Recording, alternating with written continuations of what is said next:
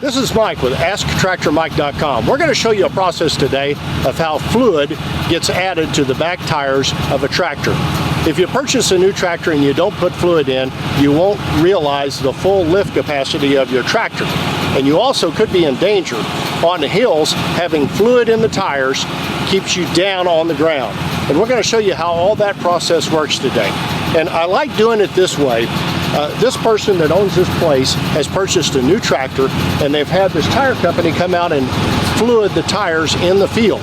That probably saved them some money, because if they did it at the dealership prior to you getting delivery of the tire, the dealer would likely add a little margin to that to make a little more money, and you'd pay more.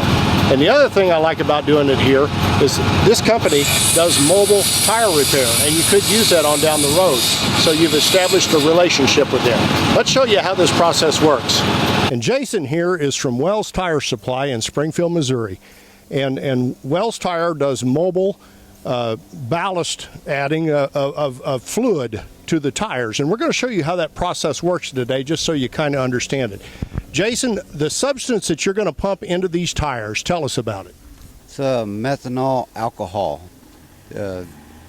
It's better than antifreeze, colder temperatures anyhow. Won't allow the tire to freeze in the winter below 0 degrees. Better on the ground than what the old calcium chloride was, antifreeze, you name it. It's supposed to be a lot better than any of those products out. Better on the animals at that too. It won't hurt the animals. And what you're doing right now, you're mixing up water.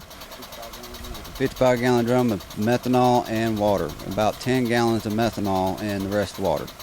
And when you put this in the tractor tire, we're going to show how that process works. How much weight is this going to add to this tractor ballpark? You have any idea? Yeah, roughly about 800. So about 400 pounds per tire. And what you're going to be doing today is also going to help this tractor with lift capacity, because like I said, we tried to unload an implement off a semi-truck a couple of days ago, and the back end of the tractor was off the ground, and it was scary.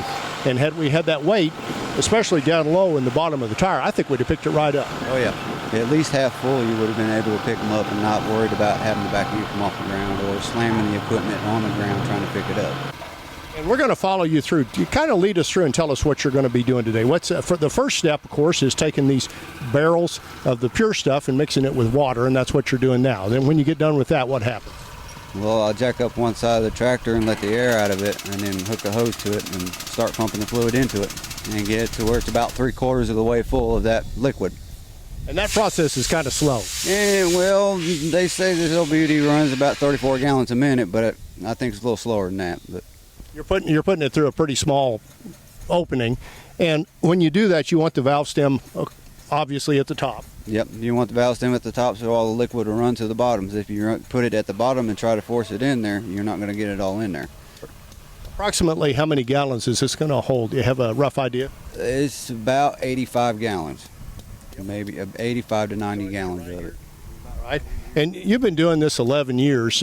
You've probably seen the old substance, the old-time farmers, when I was growing up, everybody put calcium chloride, and there's big disadvantage of that.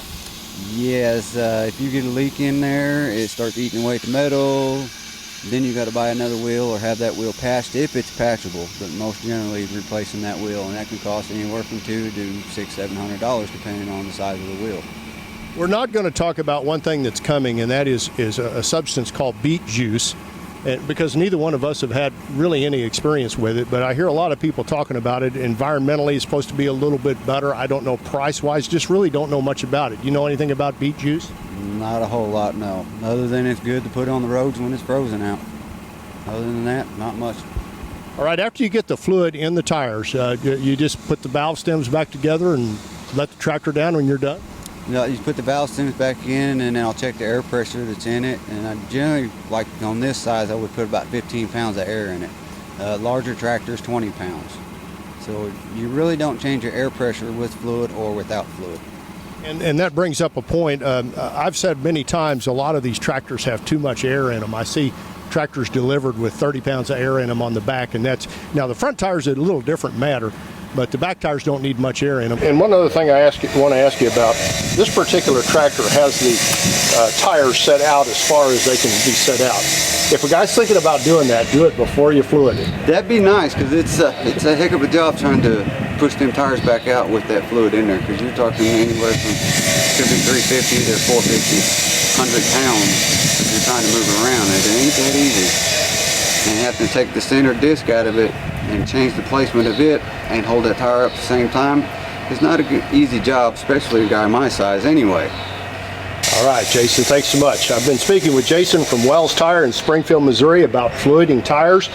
Hey, I survive on web traffic. I'd be honored if you'd share this video with other tractor enthusiasts and subscribe to my YouTube channel and like my Facebook page. And hey, if you got questions or comments, put them below. I'll try to answer them. Hey, thanks for watching.